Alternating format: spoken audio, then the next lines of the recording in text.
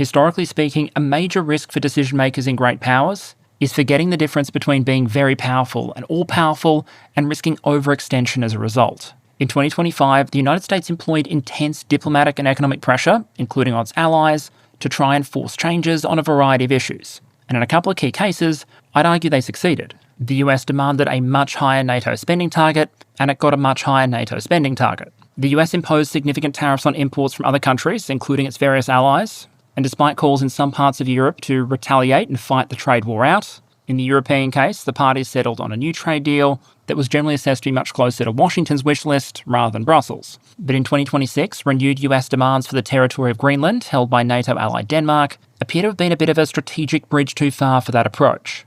Mid-crisis, on Greenland, President Trump publicly declared that there was no going back. Until, it turned out, there absolutely was a way back. And so today, with tariffs and military threats apparently at least off the table for now, I want to talk about one of 2026's weirdest diplomatic crises so far, and how an island with a population of fewer than 60,000 people appears to have become the centre of what I'd argue has been a monumental US strategic error. To do that, I'll start with a bit of history about Greenland and its strategic position, before moving on to some of the arguments the United States used to try and claim it, some of the issues with those arguments, and how this has all played out so far. Then I want to pivot to looking more at the strategic dimension of all this, why I'd argue this has generally been strategically self-destructive from an American perspective, and illustrate that with some alternative approaches that might have delivered better strategic results. An important caveat up front, of course, is that when it comes to evaluating a nation's strategic decisions, it's important to understand just how subjective winning or losing can become. You could argue, for example, that the Russian invasion of Ukraine was a terrible strategic idea for political, economic, diplomatic and military reasons, but that might not mean much if you're talking to someone who thinks it might be worth trashing your nation's economic future if it means moving the line of territorial control in the Donbass. Which is why, when we evaluate that invasion, I keep coming back to the objectives the Russians themselves publicly set. Has Ukraine been demilitarized, for example? Has the government changed? Has NATO been rolled back? And so in a similar sense today, when we're evaluating the Greenland Folly, I'm going to mostly focus on assessing it through the goals and metrics the United States itself has set out in its own national security and defence strategies. With that said, before we begin, let me welcome back a sponsor. So let me welcome back returning sponsor and my chosen VPN, Private Internet Access. I think it's fair to say that in 2026, while we might still talk about global networks or a World Wide Web, our digital landscape is often a fragmented and contested one. Meaning if you want to protect your privacy or exercise some control in that kind of digital environment, there's likely not going to be one silver bullet, and instead you might want to layer different tools and practices together. Just like an armoured vehicle might want to employ camouflage to avoid being seen, and active protection systems knock down threats if you are seen, and if all else fails, some armour to help minimise the effect of a hit, a VPN might fit in alongside things like strong passwords, careful browsing, and caution when it comes to where and how you enter your personal information. What a VPN can potentially allow you to do is reroute internet traffic and change your publicly perceived IP address to one of many around the world. Private Internet Access has servers across 90 countries worldwide and all 50 US states, while also being available cross-platform with advertised compatibility to a range of streaming services, and rather handily for those of you out there like me who have more than one device on the go, a single PIA subscription covers an unlimited number of devices. And so if you're interested, there will be a link in the description which will give you access to an 83% discount on a 2-year subscription plus 4 extra bonus months, with the comfort of a 30-day money-back guarantee. And so, with my thanks to PIA as always, let's get back to it. Okay, so let's set the strategic stage first. Welcome to Greenland. With much of its landmass being north of the Arctic Circle, a lot of the terrain in this autonomous part of the Kingdom of Denmark is beautiful, but not particularly well suited to dense human habitation, with an estimated population of around 56,000, many of whom are concentrated in the capital city of Nuuk, south of the Arctic Circle. Geographically, Greenland is a significant territory, although perhaps not as significant as a lot of map projections would suggest. In map projections like the one you see on the right there, that expand territories in the far north and south to enable a spheroid shape to be projected on a flat surface, Greenland looks absolutely enormous, dwarfing the likes of the continental United States or Australia.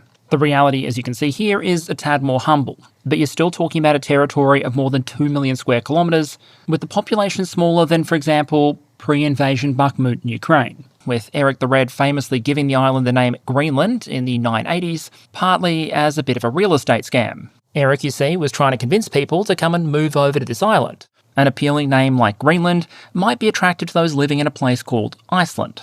As it is, he actually did succeed in attracting a significant number of colonists, although suffice to say the conditions for those who made the journey were about as harsh as it gets. Cut forward to the 17th century, and the Kingdom of Denmark-Norway, they were one kingdom at the time, was sending multiple expeditions to Greenland. Through the 18th century, multiple Scandinavian settlements and colonies were being established, with it seemingly being unlikely the United States was landing boats on the island at the same time and making territorial claims on account of the US not existing at that point. It's worth saying explicitly, though, that the history of Greenland was a colonial history. Scandinavian colonisation and rule often brought with it terrible consequences for the indigenous people. And in the 20th century in particular, there was a huge push for a greater degree of Greenlandic independence. That was channeled into a series of reforms that steadily turned Greenland into an autonomous province within Denmark. In 1979, it gained its own parliament and control over many of its own internal policies. Then in 2009, it gained an even greater degree of self-rule, with Greenland gaining control over most of its internal policies, like natural resources management or policing, while Denmark remained responsible for defence and foreign relations. In strategic terms, there are two main elements that make Greenland significant. The first is simply its geography. Given its position, as long as you're willing to tolerate some fairly harsh Arctic conditions, bases on Greenland could hypothetically be useful to anyone interested in projecting power into the Arctic, the Atlantic, or augmenting the defences around North America. During World War II, for example, with the agreement of the Danish authorities, the United States established several military bases in Greenland, and the island even saw some limited combat, with Danish patrols locating several German weather stations that were then destroyed. The evolution of technology into the Cold War and the birth of nuclear war planning gave Greenland an even greater significance. Aircraft based in Greenland could potentially intercept bomber attacks coming in along the northeastern approaches to Canada or the United States, while bombers and reconnaissance aircraft could range out over the Arctic towards Soviet territory.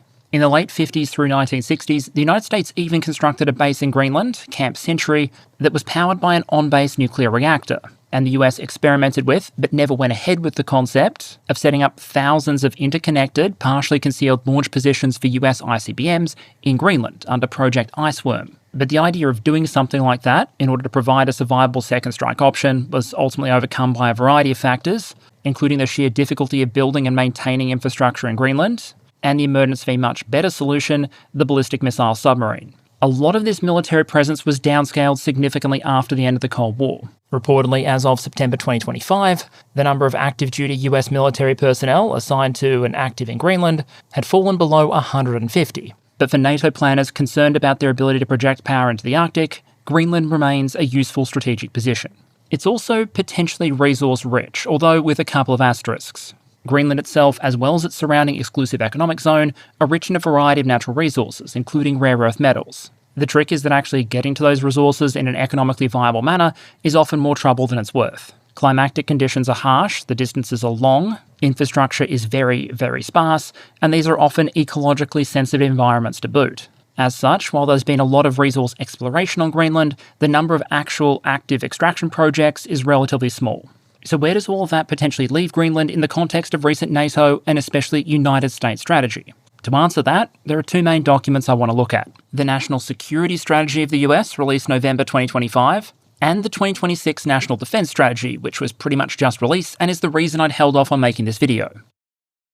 These documents are pretty much what they say on the tin. The National Security Strategy sets out how the president sees the world essentially when it comes to security, and what the threats and objectives are in a high-level sense. The NDS, the National Defense Strategy, is then the defense-focused add-on, if you like. While the NSS is whole of government, the National Defense Strategy is squarely focused on the Pentagon. In a future episode, I really want to crack open both these documents and go through some of their content. But for an episode on Greenland, they're useful to us for one main reason. They set out in black and white what the US government says it's worried about and what it wants. There's a huge amount of focus, for example, on the Western Hemisphere, although just about every part of the world gets at least some mention. Interestingly, there's also a lot of focus on the importance of allies to making US defense strategy work.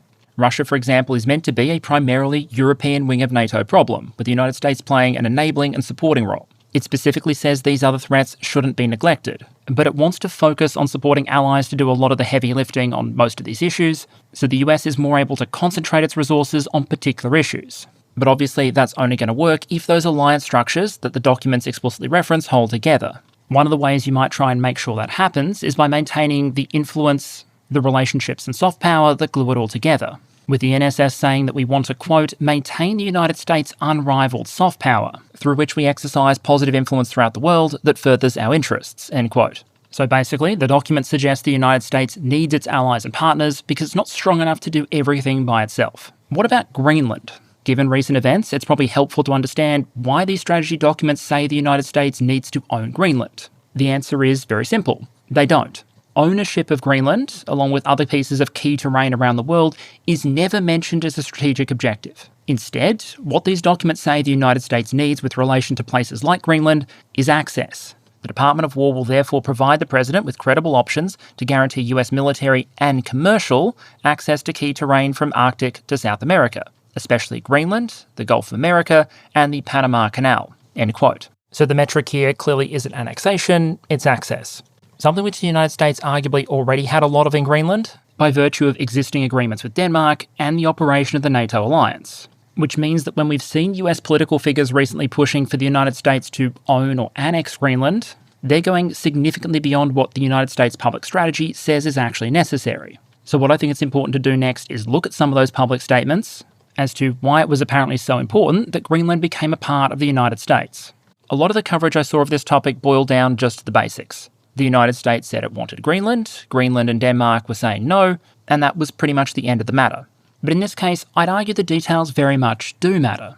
Even by the standards of 2026, demanding an ally sell you their territory and refusing to rule out the use of military force if they don't, if you look at it coldly, is an absolutely wild strategic move. I've heard it argued that in negotiations, countries never rule anything out, but that's categorically untrue. For good strategic reasons, countries will often agree to give up some of their strategic freedom of action. We talk a lot about Article 5 of NATO, for example, but in Article 1, the parties undertake to settle international disputes through peaceful means and refrain from certain threats or uses of force. And so I'd suggest if we're interested in how other countries around the world are likely to view all this, the strength of the arguments used to justify that extraordinary step absolutely matter. So, in no particular order, let's talk about some of the major claims we saw about Greenland coming out of Washington, and then address each of them in turn and why they matter. First up, and perhaps most concerningly for a lot of countries worried about their own territorial integrity, were figures, including President Trump, appearing to openly question Danish sovereignty over Greenland. Quote, "Why do they have a right of ownership anyway? There are no written documents. It's only a boat landed there hundreds of years ago, but we had boats landing there also." End quote. Implication, Greenland might not actually be Danish anyway, and so it might be up for grabs. And it would be fair to say there is no single written document signed by the United States clearly recognising Danish sovereignty over Greenland. There are actually a bunch of them.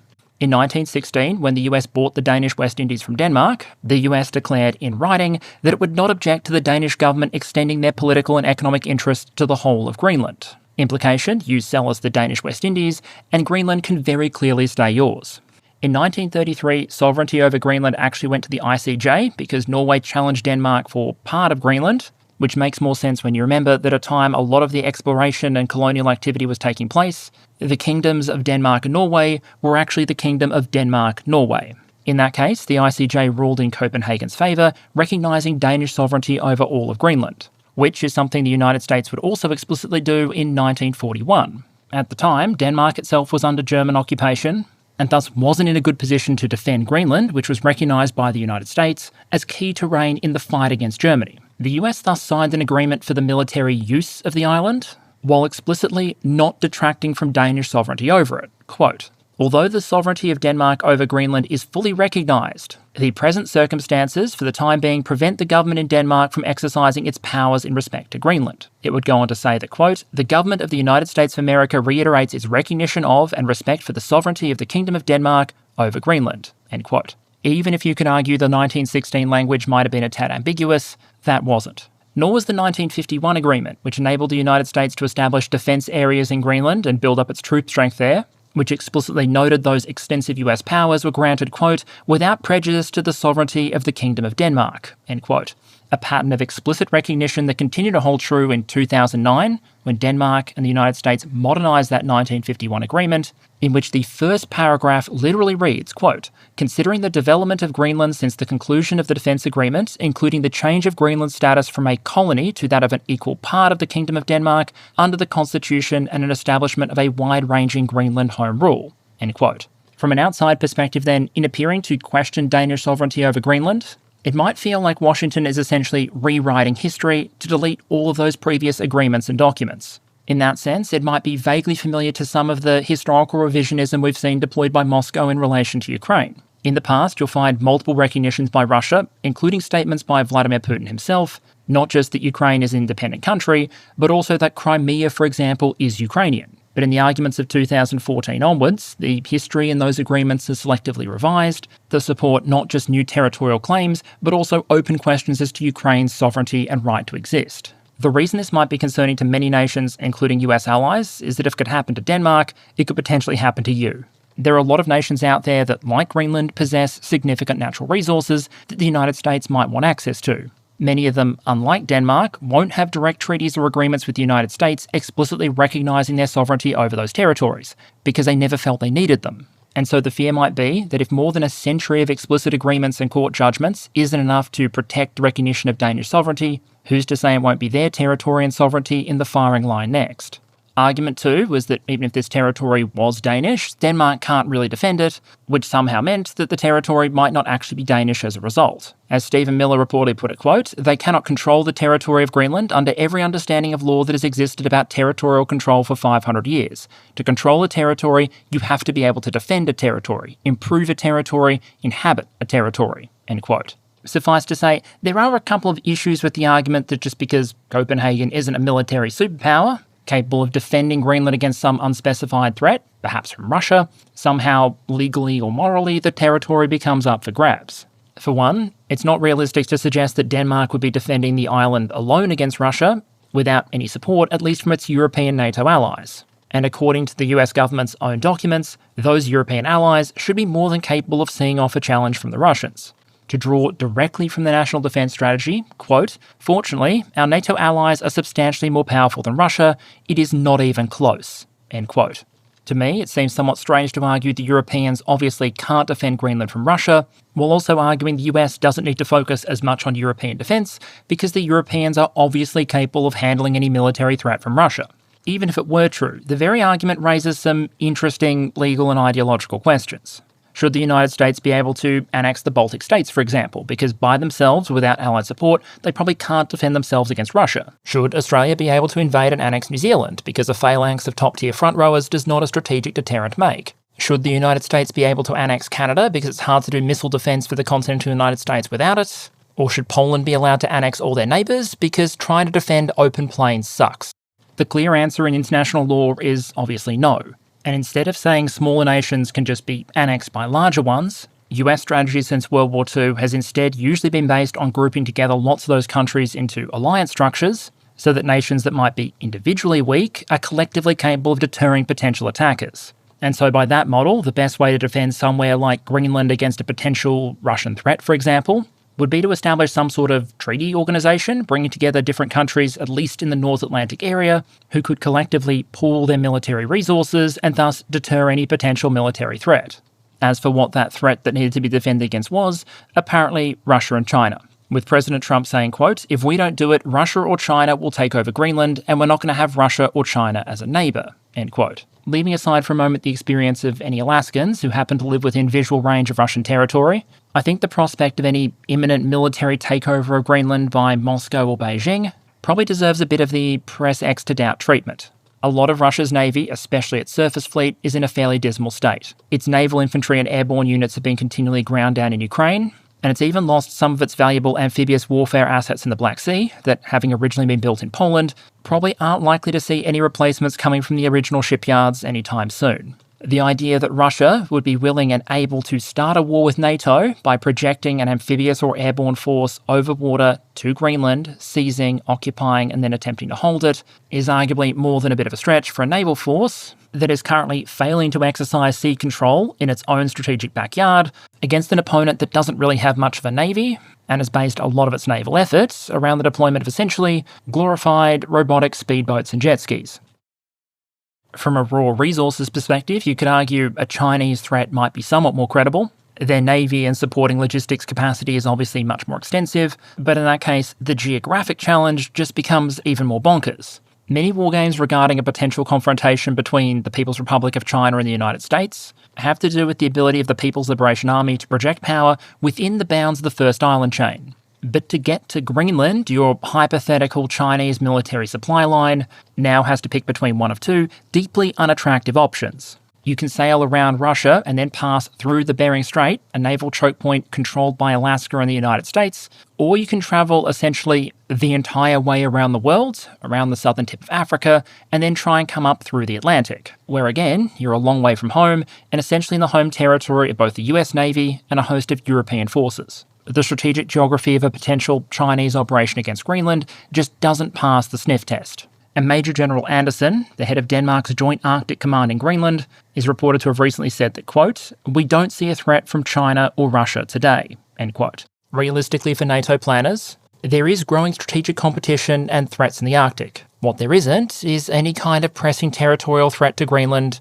from China or Russia. But nonetheless, we repeatedly saw this argument advance that Denmark couldn't defend Greenland and that Greenland was so important to the security of the United States that Washington needed to take the drastic step of taking ownership of the territory in order to protect its own security. As we discussed earlier, in hard strategic terms, Greenland is geographically important to the defence of the continental United States. So important, in fact, that since the end of the Cold War, the US has withdrawn almost all of its troops from Greenland and shut down all but one of its bases. At its peak during the Cold War, there were thousands of American troops in Greenland. As of this US DoD report from September 2025, there are now closer to 130. That's fewer US troops than in places like the United Arab Emirates or Egypt. Less than 1/10,000th of the 1.28 million active duty personnel tracked by the document, and fewer troops than were there in the closing days of the Biden presidency. The one remaining base, Bidefik, is primarily focused on elements like missile defense, early warning, and space.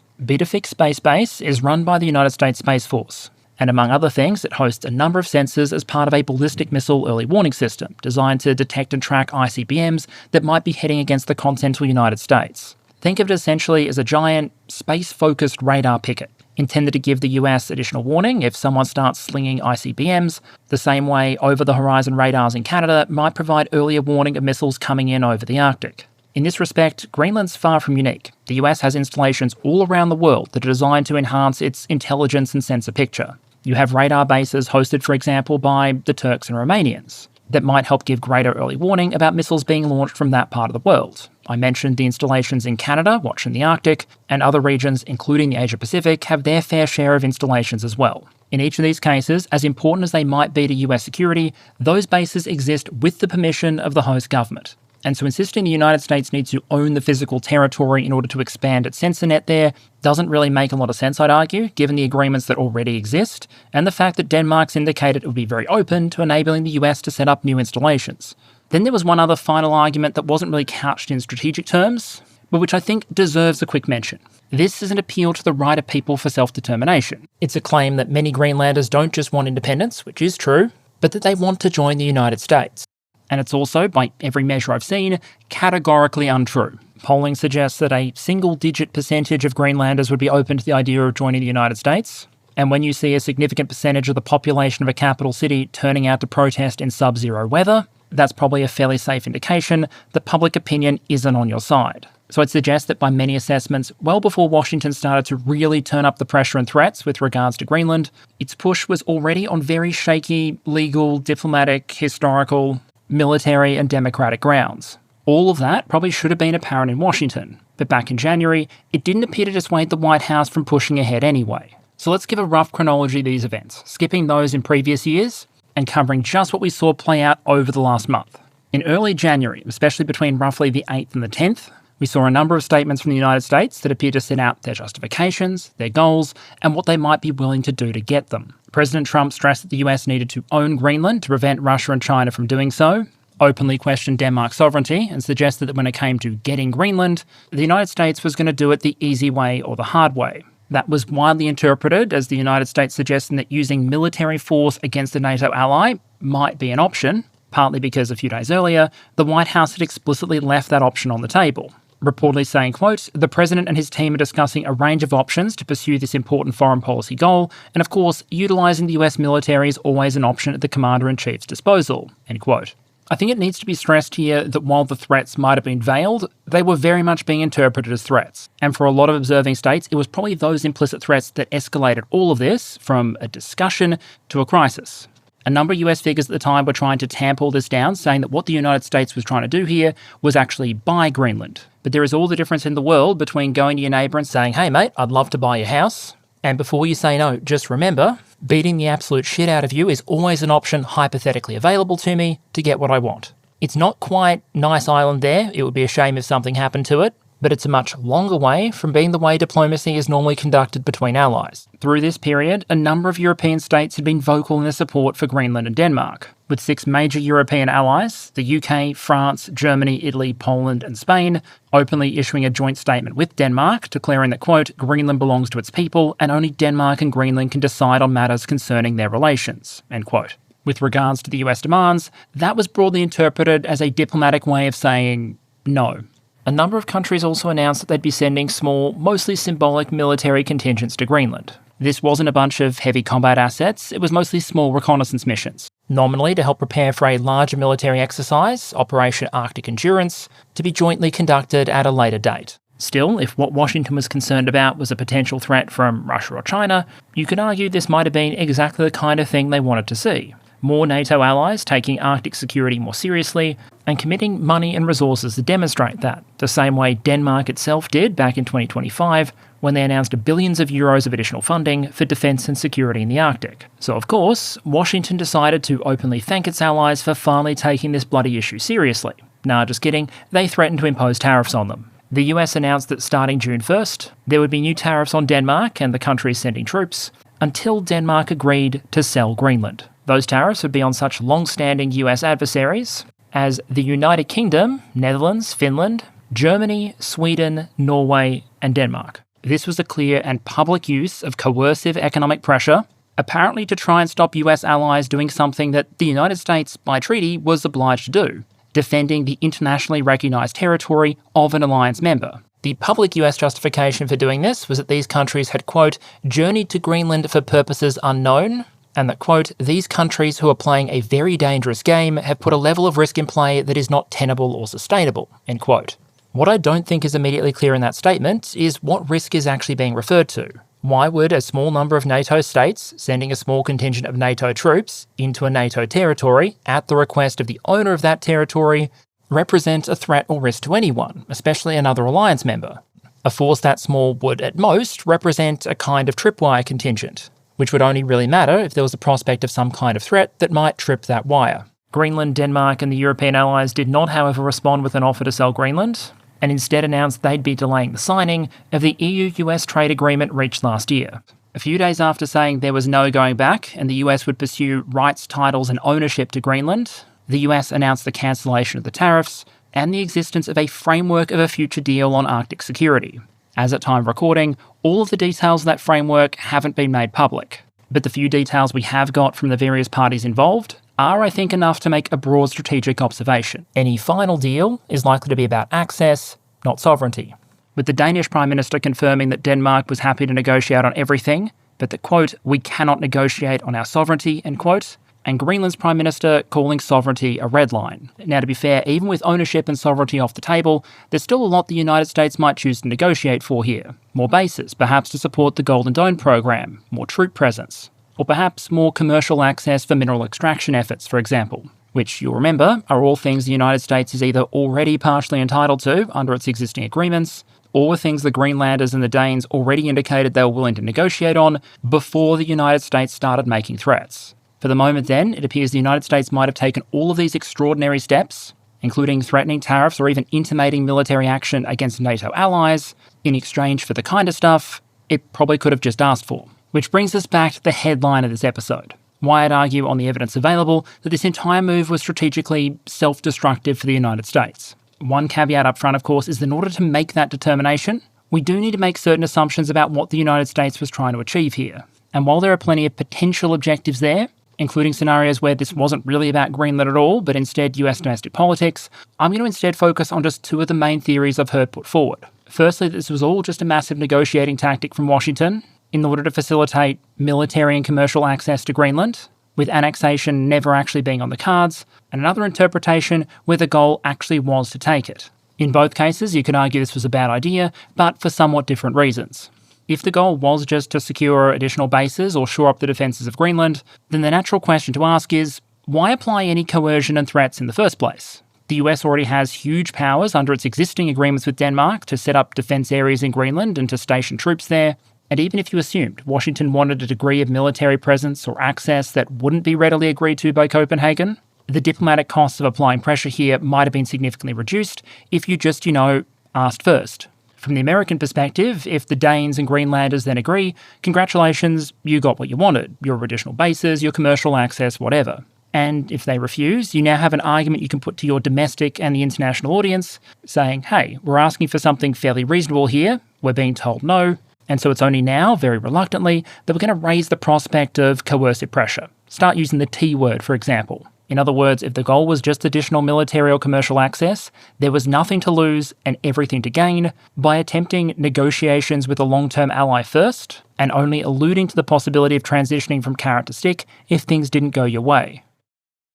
If instead we proceed on the assumption that the goal here actually was to see Greenland added to the United States, you might argue it's less surprising that we saw the coercive tools come out. After all, this is the kind of objective that, unlike additional US bases or military access, the other parties are likely to be much more reluctant to give up. But even if you leave questions like legality and morality aside for a moment, you can argue that might even make this whole thing an even more questionable move. If you want a rather oversimplified way of evaluating a strategic decision, whether you're talking about geopolitics or business, you likely want to look at the potential outcomes, the probability of those outcomes, and the costs, benefits, and risks of those potential outcomes, as opposed to what you might expect if you did something else instead. Put another way, is your plan likely to work? What's the value of whatever you get if it does work? What is it likely to cost? What are the risks? And how does that compare to other options you have? Using those very simple metrics, any plan to purchase or unilaterally annex Greenland, just like any serious posturing about turning Canada into the 51st US state, has to take more than a few negative points right up front, just because the probability of success is arguably kind of trash. Unless attacking NATO is actually your plan, the win condition, if you like, for Washington here would be the Danes and the Greenlanders voluntarily giving up the island. But I'd argue there were very strong incentives here for them not to make that concession, and for European powers to back them up. Basically, they had plenty of reason to say no, and a lot of reason to think that would work. They probably would have understood, for example, that despite America's hard power, actually using that military power to seize Greenland from allied Denmark might have been the least popular military operation in US history. A Quinnipiac poll found roughly 9 in 10 US voters opposed trying to take Greenland by military force, with notably even only 23% of Republicans in favour. The numbers in a Reuters Ipsos poll were even more dire, with the number of US respondents saying that it would be a good idea to take Greenland by military force coming in at around 4%. If those are the numbers you're seeing when a military operation is still a hypothetical, before you start getting images of US troops locking allied civilians in their home or shooting Danish soldiers for defending their territory, it's probably fair to estimate that if push had ever come to shove, public support would have been essentially non-existent. Meanwhile, public opinion and incentives on the other side of the Atlantic looked very different. Poll after poll indicates the Greenlanders and Danes didn't want to see territory ceded, and governments in Europe likely would have been acutely aware of the danger of conceding on this issue. What do I mean? In negotiation, you'll sometimes see people talk about the distinction between healthy compromise and appeasement. And one of the first things you might do in any negotiation is try and figure out, is my counterparty here coming to you with a legitimate dispute in good faith or bad faith? If two sides have a genuine and honest disagreement and are willing to come at the problem in good faith, then often the best result for both sides is going to be some kind of compromise. Arguably, the dispute over previous NATO spending levels fell into this category.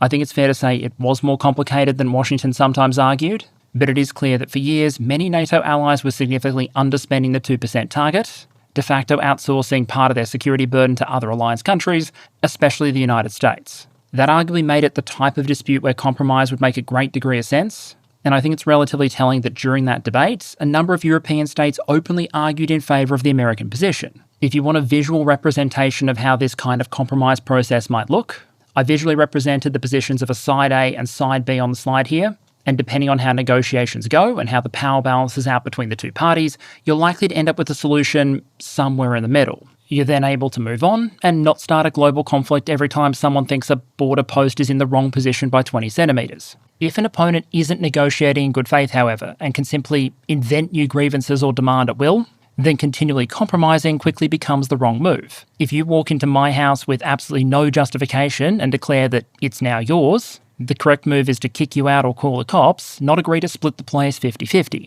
One reason why is that bad faith demands can be a repeatable exercise. This is something brought up by the then Estonian Prime Minister Kaja Kallas back in 2022, describing alleged Soviet negotiation tactics during the Cold War. To paraphrase, the first step she suggested was the Kremlin would make maximalist demands, calling to be given something that had never belonged to them in the first place.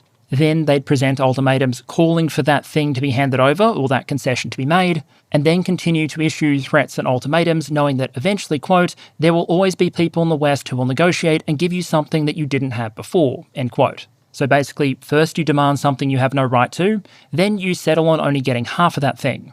Once you've got that, you demand something else, rinse and repeat. To give a visual representation of how this might work, here it is. First, you come to the table with an issue and then negotiate for something somewhere in the middle. Then you unsolve the issue, demand something more, and compromise in inverted commas on something in between the old middle and your new position, and then repeat this position again and again, dragging the result more and more to your side. As an interesting historical artifact, I'll link a document in the description which is a State Department report from 1951, briefing American negotiators in the early Cold War era on these styles of Russian negotiating tactics, in which they stress the importance of American negotiators holding on to their original positions, because any early demonstration of flexibility might be perceived by the Soviets to be weakness. Leaving aside grand strategy for a moment, anyone who's ever been on Facebook Marketplace knows how these kind of negotiating tactics can play out in the real world. The reason people can go around on those platforms making outrageous demands like, hey mate, give me your brand new PlayStation for $50, is because while most people might tell them to get stuffed, some people are going to cut a deal. If not accepting the original outrageously low offer, instead just accepting a very low one. And in diplomacy, just as on the marketplace, the only way to defend against those kind of outrageous demands is to draw a red line and stick to it. From a European perspective, if they had been willing to give up Greenland's territorial integrity in the place of US pressure, there's no guarantee it wouldn't have been somewhere else or someone else next, meaning almost no matter how high the US turned up the pressure, conceding was never really much of an option, throwing into question, I believe, whether the White House actually thought they'd be able to secure those kind of concessions, and if so, why? And even if the plan somehow had worked and the United States had managed to purchase or take over Greenland, in the grand scheme of things, I think it's important to keep the potential strategic value of that payoff in perspective. Militarily, the US already has significant access to the island, so any benefit would be quite literally marginal. And while we've talked about the potential economic value of the raw resources on Greenland or in the surrounding waters, even if you assume an enormous program of immigration and very successful investment, the United States economy is just so large that even in a highly optimistic scenario, this isn't the kind of thing likely to move the needle. Remember, the United States already has a resource-rich northern state, Alaska. It has a population very roughly 14 times larger than that of Greenland from memory, and a lot more investment has already been done in developing its resources, such as oil. But its actual gross state product is only around very roughly $70 billion US. Absolutely massive compared to Greenland's roughly $3 to $4 billion, but an absolute drop in the bucket for an overall US economy north of $30 trillion. Those economic benefits are even more questionable when you consider the question of subsidies and permanence. Greenland is currently a massive net recipient of funding from the Danish government. About half of Greenland's annual budget is actually covered by subsidies from Copenhagen, a practice the United States might have to take on if it did take over the island and didn't want the economy to go through sudden collapse. In the event the United States was hypothetically able to purchase Greenland, you'd have to measure those potential economic benefits against the cost of purchase. And if it was instead militarily occupied, there's a reasonable chance that a future US administration would decide to bring those troops home and hand the territory back. And to compound all of this, while the success of a potential acquisition attempt was very much in doubt from the beginning, a lot of the strategic risks and costs were very much more apparent. For one, it struck directly at the heart of one of the United States' most valuable exports, security. Like many current and historical great powers, the United States is very much in the business of offering alliances and protections for other countries, often in exchange for support or concessions on other matters. Market access, diplomatic support on things like sanctions, contributions to military campaigns, the list goes on. All else being equal, the value you'd expect a government to be able to extract in exchange for security support or guarantees is a product of at least two main factors. That country's power, so its ability to protect you, and its reliability. The chance that if push comes to shove, they'll actually do it. Since the invasion of Ukraine, for example, you could argue that Russia's value as a security exporter has been constantly broken down, both because its own military resources are already being committed and so aren't available for deployment elsewhere, the power element, and also because it very clearly hasn't chosen to intervene as former allies are in trouble. Think Assad in Syria or Maduro in Venezuela. The posturing over Greenland hasn't reduced one element of American power.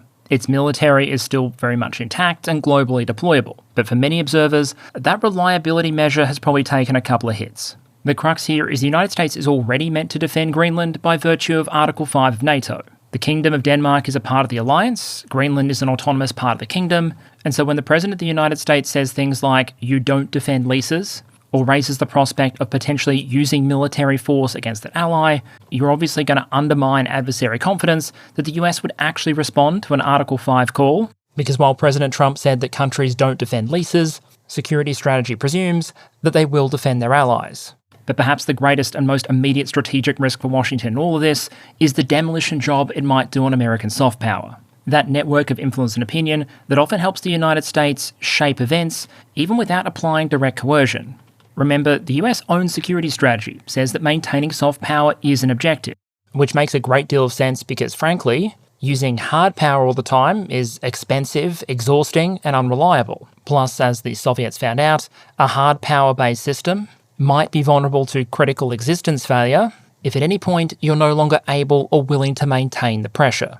Essentially, a lot of the time, carrots are going to be much cheaper and more effective than sticks. Which is why I'd suggest, just from a raw strategy perspective, it usually makes sense to not be an arsehole unless you absolutely have to be. It's part of the reason that international diplomacy tends to be diplomatic. Suffice to say that during the events around Greenland, that isn't always what we saw. And whenever there was a choice between making an argument diplomatically or not, a lot of the time we saw American figures go with not. When asked about the danger of Denmark selling off US Treasury bonds, for example, Scott Bessent could simply have said that Denmark is not a major holder of US Treasury bonds, so economically we're not particularly worried about the risk here. Instead, what Bessent actually said was that, quote, Denmark's investment in US Treasury bonds, like Denmark itself, is irrelevant, end quote. As for what possible strategic justification there could be for throwing that kind of shade on a long-term American ally, your guess is as good as mine. Arguably even more dramatically, after it was announced France might be sending some troops to Greenland, which on paper should be exactly what the United States wants the rest of NATO to do, we had a US congressman on video reportedly saying the following. I'll link the video in the description. Quote, "You see Macron and the French sending troops to Greenland. I would love to see the US military up against French troops in Greenland because it would not last long. It would be a very small skirmish. We don't care about what Macron and the French want." End quote. One, I guess nothing builds allied cohesion quite like publicly joking about killing their troops. And two, that dismissiveness does seem to stand in tension with some of the strategic arguments we've heard regarding Russia.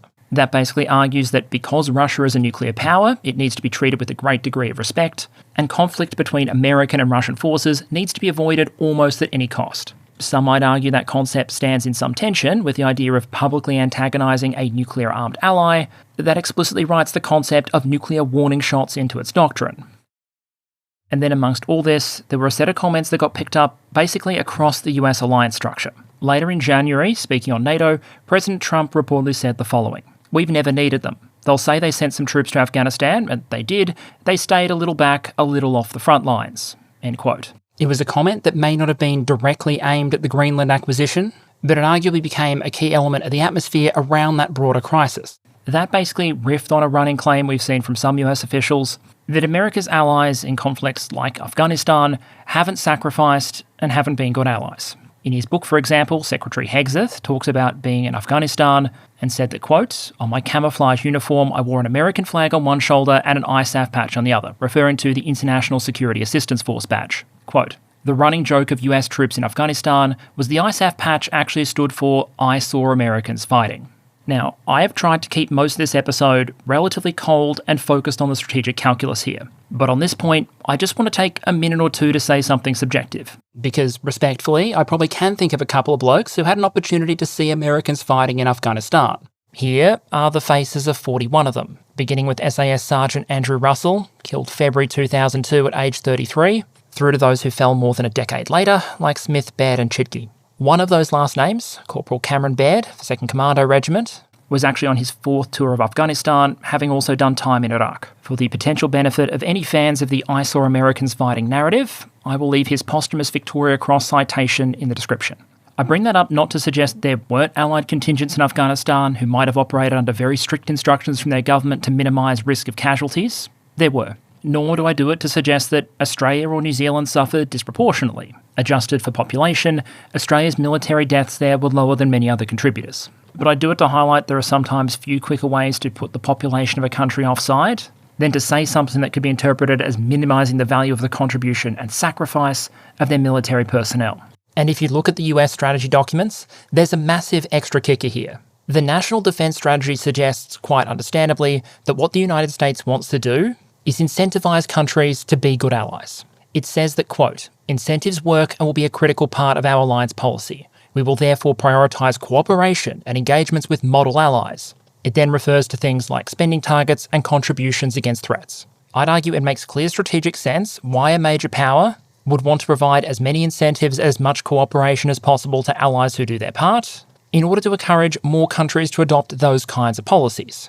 The issue with the events around Greenland, though, is that a lot of the countries being pressured or threatened with tariffs are arguably some of those model allies. Through the 2020s, one of the countries threatened with tariffs, the United Kingdom, consistently hit its 2% NATO spending target, and in Afghanistan, adjusted for the size of the British population, the UK's military deaths weren't much lower than the American figures. And depending on what population baseline you use, allies like Georgia and Denmark actually suffered equivalent or even slightly greater losses than the US did. By just about any metric, it's hard to suggest that Denmark has been anything other than a model US ally.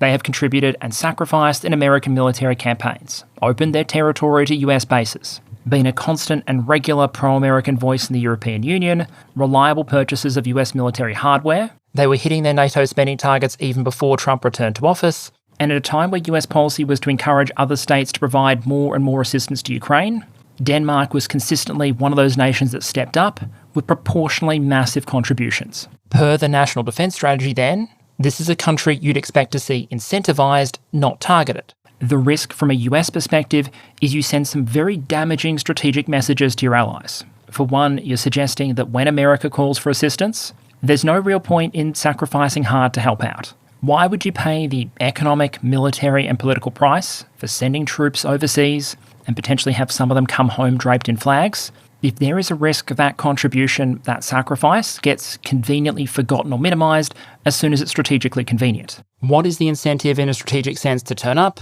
if you might end up being treated worse than some of those who didn't? The strategic risk is that if you start targeting model and reliable allies, like I'd argue Denmark is from Washington's perspective, you actively discourage states from assisting you in the future. And as Churchill once reportedly put it, there's only one thing worse than fighting with allies, and that's fighting without them. And beyond that, more generally, if you look at this from an American perspective, by eroding that soft power and turning public opinion in allied states against you, you can potentially make it much harder to get what you want in other negotiations. In democratic states in particular, governments have to be wary of public opinion. And so all else being equal, if you turn public opinion against the United States, it becomes harder for those governments to make deals with Washington. If the US had gone to Copenhagen in February 2025 and said, we want to renegotiate the terms of our agreement regarding Greenland, odds are a lot of the Danish population would have given that the thumbs up without a second thought.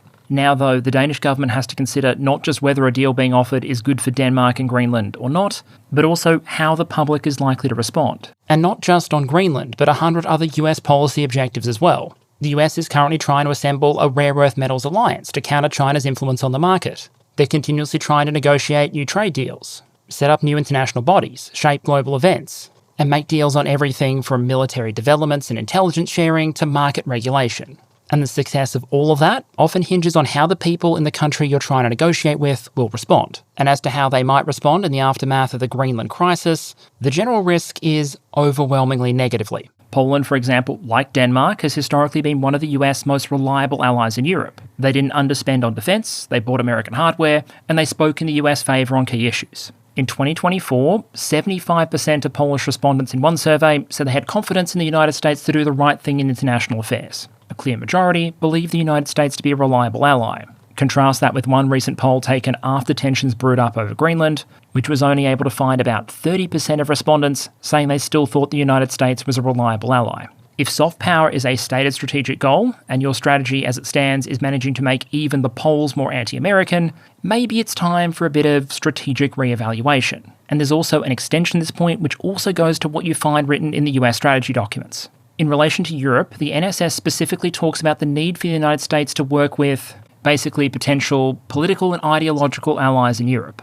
These are going to be parties or leaders that the White House has a stated interest in seeing either elected to power or maintaining it if they already have it. At time of recording, for example, we're getting closer and closer to the Hungarian election, and once again, Trump has endorsed current Hungarian leader Viktor Orbán for re-election. The big problem here from a strategic perspective is things like questioning the sovereignty of Greenland, or appearing to disparage the contribution of NATO troops to ISAF in Afghanistan, can make things much harder for exactly those kind of figures in Europe that the White House probably wants to do well. Many of these leaders, after events like this, are going to face a choice. They can, like we saw with Orbán, essentially seem to try and duck and weave around the question, which might avoid angering Washington but make them looking weak and frustrating voters, or they have to publicly break with the US administration that many of them initially welcomed. In France, Jordan Bardella, the president of the National Rally Party, who just a few weeks ago described Trump as a wind of freedom, reportedly called the American policy on Greenland, quote, a direct challenge to the sovereignty of a European country, and went on to say that when a US president threatens a European territory using trade pressure, it's not dialogue, it's coercion, a strategic pivot in the world returning to imperial logic. Yielding, he said, would set a dangerous precedent. This isn't escalation, it's self-defense. The choice is simple, submission or sovereignty, end quote. In Germany, the co-leader of the Alternative for Germany party, who reportedly praised the US national security strategy when it was released back in 2025, reportedly said of the US president that he had, quote, violated a fundamental campaign promise not to interfere in other countries, end quote. And in the UK, the leader of Reform, Nigel Farage, described US moves towards Greenland as a, quote, very hostile act, end quote, and like many from a practical political perspective, almost had to push back over the comments on NATO troops in Afghanistan. And that theme, quite predictably I'd argue, seems to have held across most of Europe. In Italy, Giorgia Meloni described the comments as unacceptable, said that her country in Afghanistan had borne a cost that could not be called into question, and said that while the US and Italy were bound by a solid friendship, friendship requires respect. And in Prague, Babiš reportedly said that while he understood that Trump, quote, likes to provoke and doesn't mince words, what he said about the mission to Afghanistan was way off the mark, end quote. The point here is that these are all allies or potential allies of the current US administration. Some of them are visible in this photo here, taken about a year ago, under a banner literally saying, "Make Europe Great Again." But yet here they are a year later, either publicly pushing back against Washington or paying a political price for staying silent. The point isn't, of course, that the threats over Greenland or any of these issues will make it impossible for Washington to negotiate with political allies in Europe going forward. Politics is often a very pragmatic game, and the news cycle can move on quickly. But the events around Greenland clearly don't help. And I'd argue we already have evidence from, for example, the Canadian election, where Washington openly attempting to apply coercive pressure to a country can actually make it much harder for Washington's preferred candidates to win, and on net arguably make it harder for the United States to actually achieve its strategic objectives. By trying to pressure or coerce states, often the US ends up politically empowering those willing to push back, just as we've seen in Denmark with the current government getting a boost in the polls that just happens to coincide with them publicly pushing back on US demands for Greenland. The core point here, as far as I can assess, is there isn't really much of a potential win or upside here. Part of the challenge here for Washington might be what I've thrown up on the right there as the Perun Alliance Triangle. What US strategy seems to want is allies that are at once powerful and capable, so they can look after their own issues and contribute to American campaigns, reliably aligned with the US and positive towards it, but also readily coercible. That is, allies who you can force to give you basically whatever you want, whenever you want it. More realistically, I'd argue, historically speaking, you might be able to pick two. An ally that's weak might be reliably aligned and coercible because they have no other option. But if that's the case, you can't expect them to do much strategic heavy lifting. Capable allies that are also coercible is closer to the Soviet and Warsaw Pact model. A lot of those states like East Germany were per capita richer than the Soviet Union and had very significant militaries. So the Soviet Union could extract a lot of value from them and set them against NATO forces in Europe. But the people in those countries tended to look at this as a fairly shit deal, weren't genuinely aligned with Moscow, and the moment they had a chance to break away, they did. A true useful ally in a traditional sense might be a nation that is both capable and genuinely aligned. But because they, either individually or as a group of states, do have resources, if you try and coerce them all the time, you're going to risk that alignment factor. The potential risk here then, looking through the lens the Americans themselves have set up in their strategy documents, is that if you want reliable and friendly allies who invest significantly in their own defence and can mostly handle their own regional issues, but will still align with Washington or provide assistance when requested, you can't really run a parallel strategy of trying to bully them. And if you are going to try and coerce countries, you need to give them an incentive to stick with you regardless, in which case you might actually want them to be more reliant on the US for their defence, not less. If US strategy is to build stronger, more self-reliant, reliable regional allies, then a confrontation over Greenland is exactly not the kind of thing you'd want, especially if you consider that, frankly, even if you accepted that greater access to or even ownership of Greenland was a critical US objective, you can easily imagine plenty of other ways Washington could potentially have tried to go about it that wouldn't have incurred anywhere near the same kind of strategic and diplomatic costs. For example, let me just paraphrase one alternative strategy that was perhaps jokingly put forward by British academic and politician Rory Stewart. First, you take Denmark up on their offer to station more troops to move more American troops in the country, being very careful with any of your personnel picks for any role that's going to interact with the local population, so they get along well with the local people, and most importantly, they embed in the local economy and become critical to it. Then you bring in American mining companies. You subsidise those activities so they can afford to do it even though it's not economical and be very environmentally friendly, and give significant payouts and contributions to the local government and communities. That way, they're no longer as reliant on Denmark, which means they can actually declare independence.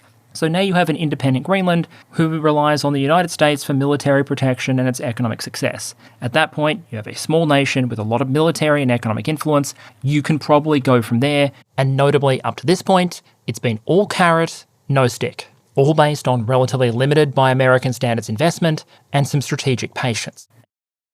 And it illustrates that these things are almost never a binary. It's not just a choice between do you or don't you pursue a strategic objective. It's also almost always a question of how. But as we push into February, with the United States now having pulled back on its threat to tariff various European states and ruling out the use of military force to take Greenland, while to be fair, we're still fairly early in the process, where might things go from here, and who have the main strategic winners and losers potentially been so far? Negotiations between the US, Greenland and Denmark are ongoing, and the results of those are hard to predict. But you could argue one of the more likely scenarios might be some kind of face-saving agreement, where the US gets additional access to Greenland, militarily or economically, but not sovereign control of the country, and probably the kind of things Washington might have been able to negotiate anyway, without initially resorting to the coercive toolbox. American allies in Europe and around the world will be watching closely, and perhaps trying to adapt as best they can to the new security environment they apparently find themselves in, which I think leads naturally to a final question. While this is still very much an ongoing issue that could potentially flare up again in the future, based just on what we've seen happen so far, who, in strategic terms, might you say are the current winners and losers of the entire affair? An instinctive response might be to say that this all represents the Kremlin chalking up an easy W. After all, from Moscow's perspective, any fissures within NATO are likely strategically beneficial, and we certainly saw some Russian officials take the opportunity to take a couple of pokes at the entire affair. Dmitry Peskov described the situation as, quote, very controversial and extraordinary from the perspective of international law. He also added that from Moscow's perspective, their understanding was that Greenland is a territory of the Kingdom of Denmark, which is probably not the kind of diplomatic backup that leaders in Copenhagen were hoping for. For now, though, I'd argue that Russia's final position in all this comes with a bit of an asterisk. From their perspective, the transatlantic fissures are fantastic, but what remains to be seen is whether the negotiations that are now playing out might actually result in additional NATO investment or force presence in Greenland and the Arctic. Precisely the opposite of the kind of things that Russian planners might want. For the United States and Europe, while things are still playing out, it seems unlikely that either will end up strategically in a better position than they were before the crisis. The data suggests the United States has sacrificed significant soft power and influence, without it being clear yet what, if anything, it'll be able to secure in exchange for that valuable strategic resource. And while Denmark, its friends and allies were able to stick to their red lines, averting a strategic disaster doesn't automatically turn something into a win. If you were to try and nominate a strategic beneficiary then, it would be any state that has an interest in seeing US soft power and its alliance structure weakening, while at the same time might be able to capitalise on states looking to diversify their economic relationships, for example, not necessarily because they want to do so, but because they feel a strategic imperative to reduce their reliance on and thus vulnerability to Washington. And so if you can think of any countries that might match that description, hypothetically, all they'd really have to do to capitalise on a situation like this is leave the diplomatic door open and seize the opportunity to potentially do nothing and win. And okay, channel update to close out. Firstly, genuine apologies for the delay on this one. I hope it was worth the wait. As some of you would know from the community post, just as I was starting to pull this episode together last week, I did get rather sick. And my voice has only really ceased to resemble the sound of sandpaper on a chalkboard over the last couple of days. As a few of you noted on that community post quite rightly, this isn't the first time this has happened. And so one thing I'm going to be looking at in the coming weeks is how to balance things out a little bit better to try and keep things a bit more manageable and consistent as we push through 2026. In terms of the episode itself, I'm aware this was a bit different from our usual military technical focus, and we'll be back to more of that next week. But the reason I wanted to cover it is because great power strategy and strategy more generally is always going to be so much more than just defense economics, force design, and the way you choose to leverage or employ military force. It's also a game of influence, of alliance, of economics. And the risk is always that national decision makers might fall victim to what you might call forest syndrome, where they focus on one tree, a specific objective, and in so doing, lose sight of the broader strategic picture. In terms of the channel itself, there will hopefully be more updates I can provide next week when I'm feeling just that bit better. But for today, one more time, thank you for your patience, your support, and your engagement. And with any luck, I'll see you again next week.